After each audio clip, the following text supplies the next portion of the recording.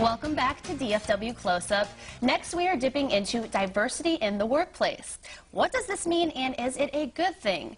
Royalyn Reed is the Chief Executive Officer of CMI and explains what we should all know about this sometimes overlooked topic. Great to have you here this morning. Glad to be here, Ashley. Thank you. So we all know what diversity is, and we all know what a workplace is.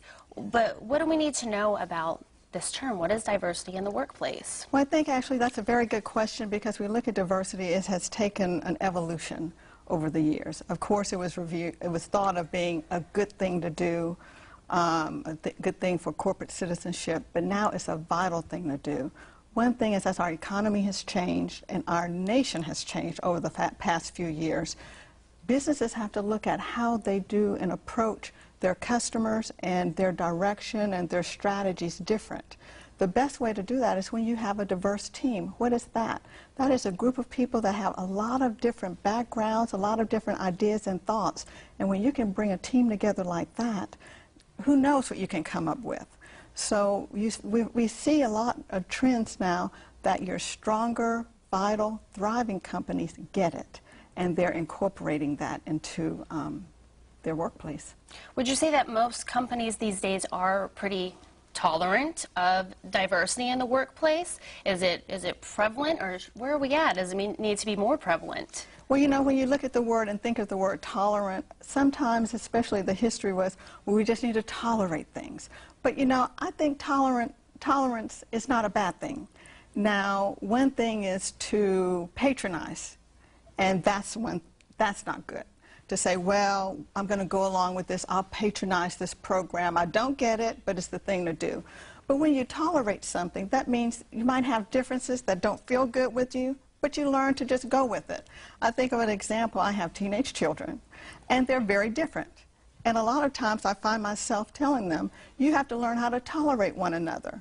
Both styles are fine, but one style just gets on the other one's nerves because it's just not comfortable as they would like it to be. So we as adults, the same thing we tell our children, we have to apply in the workplace, that you learn to tolerate those differences. But that's where diversity comes in, because the problem comes when you don't focus on what you need to tolerate, and then that begins what you focus on totally.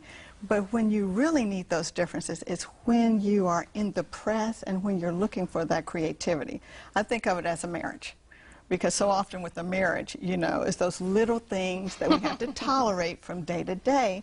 But when two couples that are different can come together and as one and get after something, they can accomplish a lot more with two versus one. So that same principle works in the workplace if you have a team of people that are different and come together to move that dial. So it's important not only for employers, the bosses, but also your fellow employees and coworkers, just as a cohesive whole, to be tolerant of each other. Absolutely, absolutely, which, you know, brings to what is a diverse workplace in addition to that, because if you look at diversity, we oftentimes think of it as ethnicity, age, gender, economic status, regions of the country. And those are things that are, and those are all fall into the diversity pool, because that's what we see directly.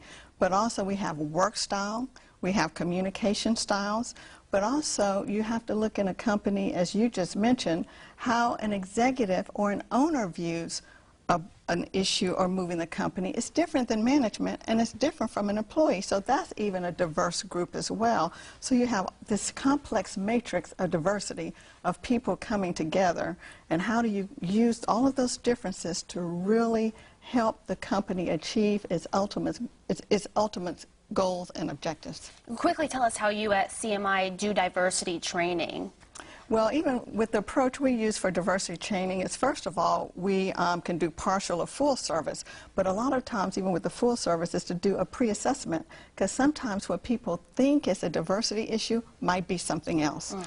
For an example, we had one client who thought we had a real diversity issue, but they grew so fast that the infrastructure and communication with the people didn't keep up. But once we do an assessment, that's where you can see where the training really needs to be tweaked with diversity. And for diversity training or anything, we can customize it to what someone needs. You have a general platform, but how do you truly customize it for each company, which is also different, which is diversity. And from there, we can actually execute the training and actually track his progress. We had one client who was interested and truly proactive, was after the diversity training, they hired us to mystery shop them, their own employees, to look at how are they truly applying what they learned in the training, and from there we could make tweaks, because a lot of times the tweaks would be either communication processes or more training.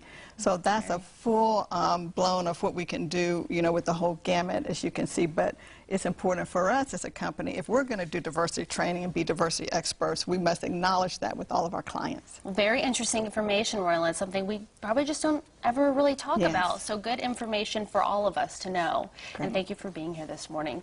To learn more about diversity in the workplace, stop by thecmiteam.com.